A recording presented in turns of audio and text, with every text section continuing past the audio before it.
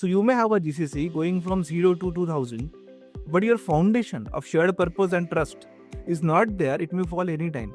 You should be able to try one of the top 3 priorities of your CEOs. It was more about learning over the years, adapting to new changes, because it's always a changing world. If you're doing scaling without business accountability, then it's just outsourcing. Everybody is doing their job, everybody is managing operation, but we are not have the time to go and look up that, to take a pause and ask, honestly, are we doing what was supposed to be done at the first place when we started?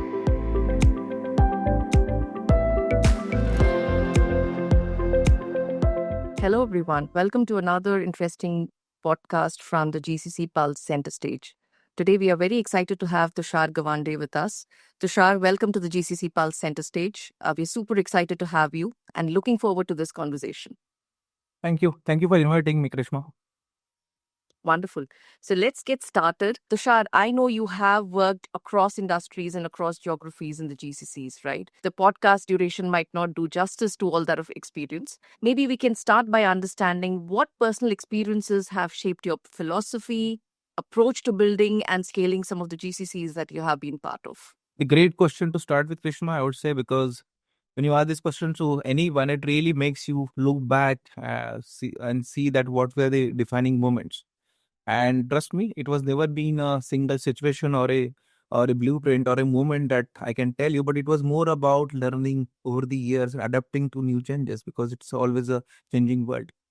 But if you really want me to give some perspective on this, that I would say that what really worked for me in last 2 decades is the human connection and the clarity, the strategic clarity. I would be explicit. And when I talk about this, my perspectives are mostly driven by my own experiences while working with the global offices. Is that when it comes to strategic clarity, I call it as a whole brain GCC. This is my own word where I would talk about that GCC is not a single thing to operate. We always talk about that GCC has to go beyond cost efficiency, but then we have to define that what is going to be the entire ecosystem to work with. For example, you have to always make sure that operational excellence is always good. I'm not undermining it, but the innovation and strategic ownership has to go along with the way. Not from a day one, maybe, but it has to evolve over the period of time. And when you talk about strategic ownership, it is a very, very vague term sometimes, as long as you define what you call it in terms of the GCC context and evolution. For me, it is all about business ownership. So either you used to be able to drive across the years, either the top line, either the bottom line of the business. You should be able to drive one of the top 3 priorities of your CEOs. It may be enhancing customer experience through your product or services. And most important is the PLN responsibility. I always think and I always demanded it for it very explicitly whenever I talk to the boards, that because if you don't have a P&L responsibility, that accountability somewhere is lacking, because then you are not managing the enterprise, you're managing just the operation, because you're not accountable for some business outcome, right? When you talk about scaling has again a different version of thought. For me, scaling is always account with the business accountability, because there's a reason that if you see, maybe when Texas Instruments started their first GCC, there was a reason that somebody wanted to have their own team sitting at India, right?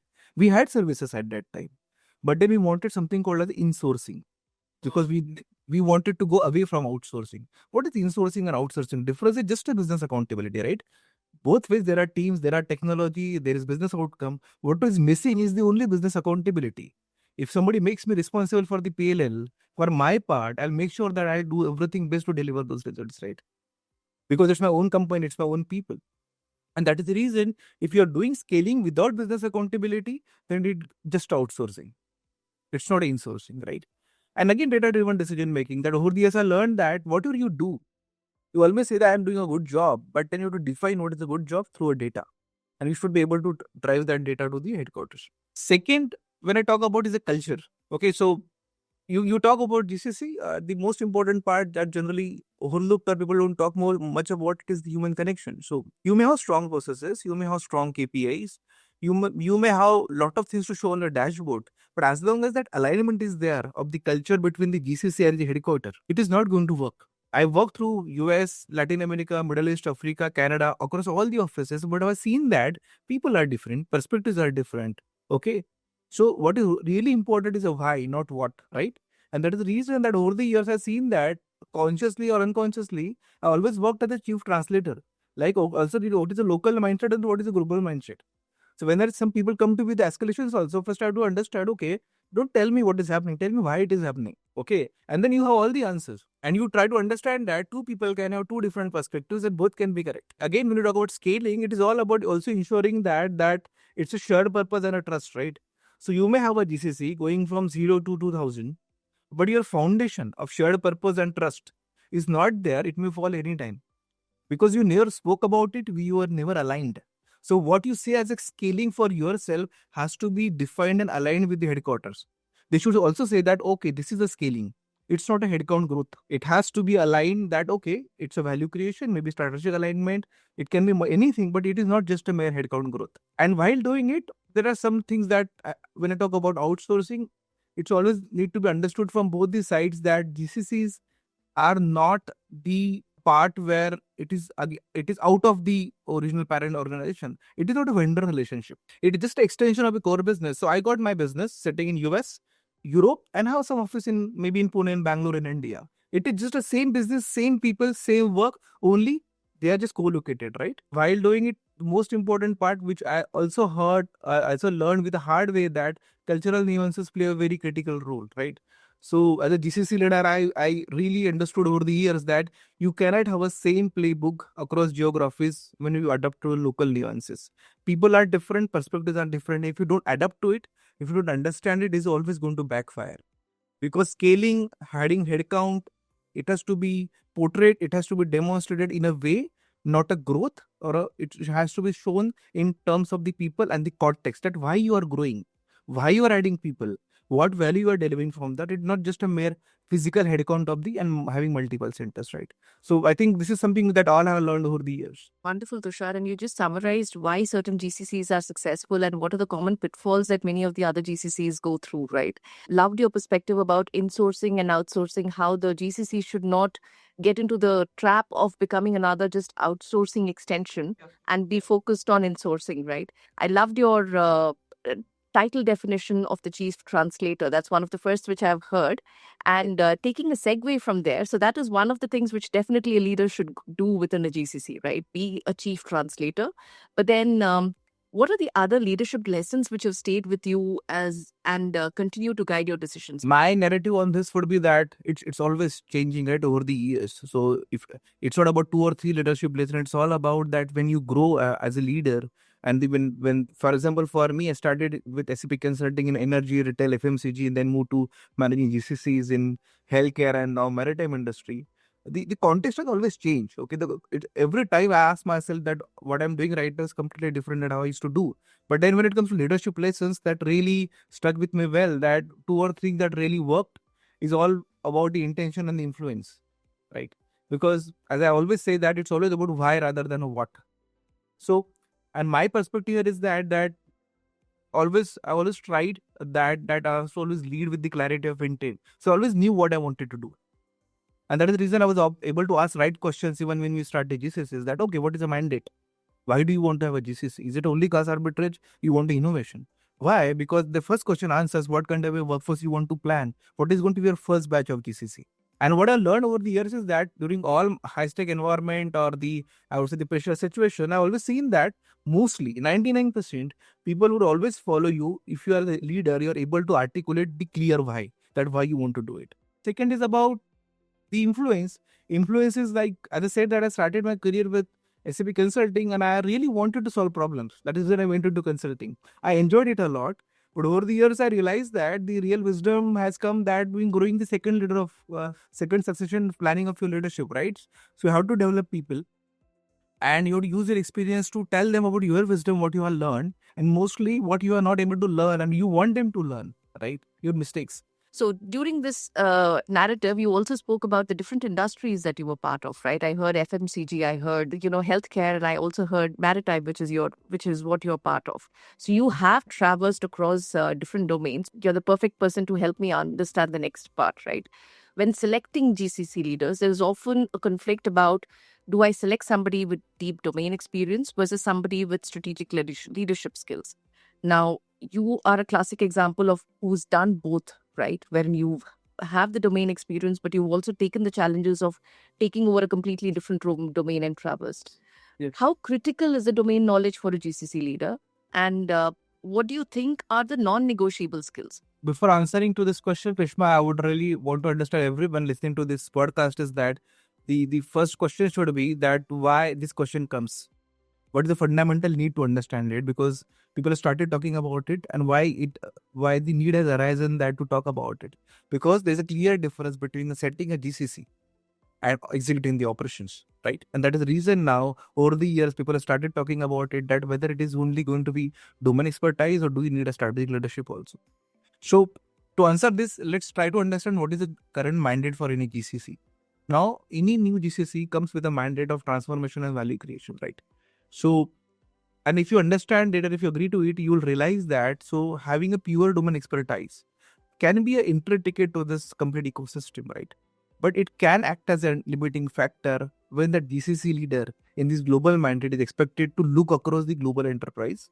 He's expected to drive business outcome. He's expected to integrate his local GCC KPIs into the global HQ KPIs shown to be board, right? But at the same time, I'm not undermining the domain expertise, because when I see that and always say that GCC leader is as good as the GCC itself. I have also grown with my own GCCs, right? I have learned with my own GCCs. So that is always going to be important factor. But then the fundamental expectations have changed from in last 20 years. And to answer to it, like let's try to understand how generation has changed, right?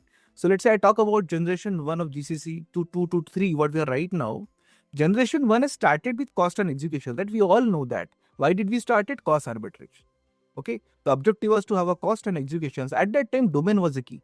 We wanted somebody who can do the process transition, who understand functional expertise, who should be able to drive, develop SOPs, KPIs, outcomes, who should be able to show the same KPIs that global HQ used to drive, but in the 1/10 of the cost maybe, right? So it was more about function, transition. So when we come to Gen 2 GCCs, it was more about value and scale, right? So if you see the shift, cost has moved to value and execution has moved to scale now. Now it is not about only domain, it is all about the leadership or the strategic engagement, right? So now domain depth is there, but it is shifted little more to the organizational leverage. Now same GCC leader is now expected to have ability to scale the existing function, to penetrate more, to demand more, to engage more, and also to integrate new and complex services. It is not only about transition, it is about engagement. You see a lot of global roles sitting at India's. There are a lot of CIOs, CTOs sitting in maybe in Bangalore offices of GCC driving the global agenda, right? Why? Because we have owned that now over the years, right? So look at from transition to ownership. Now everybody is expected to drive global GCC transformation. They want a leader to have a strategy foresight. They want to have an entrepreneurial leadership. For example, I always say when we talk about when I talk to my friends that I am a salaried entrepreneur. So I get my salary, but I'm an entrepreneur. It's my own shop. If I'm open, I'm going to do business that it is going to be closed because I have to go to people to make it work, right? Now they're expected to drive P&L leadership, right? They want to own a P&L. Only domain expertise won't allow you to have expertise to drive a P&L, right? So now it is more about transformation. It is not about function. And that is the reason I would say that strategic leadership is non-negotiable. It has to have it. Simple example, when we were talking to I was talking to one of my peer who's a CA, and we had a discussion. He told me, Tushar, before 10 years, for a typical finance GCC leader, they wanted to have a chartered accountant. And that was the only requirement to start with. Now that same chartered accountant is expected to have the knowledge of innovation, AI adoption, governance, global resource allocation, strategic engagement. It has changed, right? But GCC has not changed. It means that mandate has evolved over the years. Same sponsorship, same board, but because of the VC world, everything has changed now, right? So this is everything. But at the same time, domain expertise is also important. It has to be a balance. For example, for me, I'm managing a GCC for a maritime industry. It's a shipping industry. I must know what is carbon emission. I must know what are the regulatory compliances. I must know what is the time sensitivity in shipping. But they don't expect me to be a domain expert for that. I have a functional head who takes care of it, right? They expect me to drive strategic engagement, to drive the P&L of the and to make sure that we create a value. But again, so my take on this would be it has to be always we have to strike a right balance depending upon where the maturity of GCC is. Well put, Tushar, and I loved your the way the generations have evolved, right? If I could actually summarize it, GCCs have evolved from doing things right to defining the right things to do, right? And that's exactly the shift which we are seeing in the GCCs. So I'd like to prick your brains a little bit more on that topic, right? Because I've seen some of your social media narratives, social media, point of views. You speak in NASCOM about this as well. When we are defining the right things to do, there is obviously a GCC maturity which comes into play, saying that, how mature is my organization? And you've spoken widely about the GCC maturity assessment, which is a strategic compass to defining how well a GCC is performing. How does this self-assessment for GCCs work? And how do GCCs, or how should they be actually evaluating themselves in this maturity? Saying that, am I bringing in the right value? And how do you define these values? So I'm really glad, Krishma, that it resonated well with a lot of people on LinkedIn, and a lot of people reach out to me saying that, Tushar, we're doing it for so many years, but why you're talking it about right now? Because I said I'm talking it all about right now because somewhere I feel that we are all actually getting stuck in a rut, right? Everybody is doing their job, everybody is managing operation, but we are not have the time to go and look up that. I had to take a pause and ask, honestly, are we doing what was supposed to be done at the first place when we started? So what was the mandate? Why did we start it? What was the sponsorship said? What was the business case? And are we doing that or not? And we don't do it as long as somebody asks us to do it, right? And I'm not talking about the KPIs about a functional role or a technology KPIs. I'm talking about a KPI of a overall GCC. What was the mandate to start with? And that is the reason I think the self-awareness would definitely be first part of transformation, right? But then again, you should have something to measure, something to quantify so that you can measure it and then you can report it, right? As a part of assessment. So there are multiple reasons I thought I should be doing it. But then if you ask me the few important reasons, I would say the most common and most talked about over the years is the cost center trap, right? When I say that, I'm not a cost center, I'm a value center. Who is going to validate that? That's my first question. It's me who's saying it, right? That is the reason I think that as a GCC, we should proactively create some robot assessment where basically we talk about the value creation and the strategy alignment. So somewhere there is a need to define that what is a needle that has to be moved for calling myself from a cost arbitrage to a value center. And when I say it, it has to be defined, it has to be aligned and agreed with the global headquarters, right? And for doing that, you need assessment. Second reason I think is most evident is about a single source of truth. When we talk about the strategic alignment, right? Over the years, I've seen that GCC, you see as a complete system, but there are a lot of multiple parts to it. You have a GCC itself, you got headquarters, you got board, you got stakeholder. Now, everybody has a different definition of a success, right? So what I may see as success, you may not see a complete success. And that is the reason that I thought that let's have some maturity assessment on a success.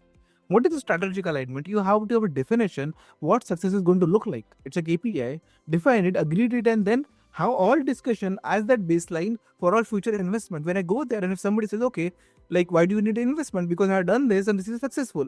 But if somebody is to say, okay, it is successful, and they're going to say it when it was earlier agreed before maybe 1 year or 2 years that this is going to be success look like for a GCC. I have seen a lot of times in my complete career, like when I used to have a stakeholder visits to the India offices, and where I talk to, let's say I'm talking to HOD of the IT, and I talk to him how things are going. The things are going great, Tushar. Okay, and then when I visit to the headquarters and I talk to the team of that same leader, I said how things are going. He said things are doing good, Tushar. Okay, so there is a difference between good and great, right? So nobody thought of having that discussion, okay, what is good and what is great? And that have the misaligned expectations. And last, I think it's all about the unknown risk. There are industries, we work on the business processes, there is always going to be some anticipated crisis or non-anticipated crisis, risk, compliance failure. So I think it has to have some kind of annual health checkup for a GCCs so that we prevent that operational or the strategic failure. I think that is really required for every GCC to do it. And that is the reason I think that, okay, I thought let's have some parameters, some pillars to come in, have consolidate them and create some kind of a questionnaire or kind of assessment so that people can go and implement into their own strength. Very beautifully put.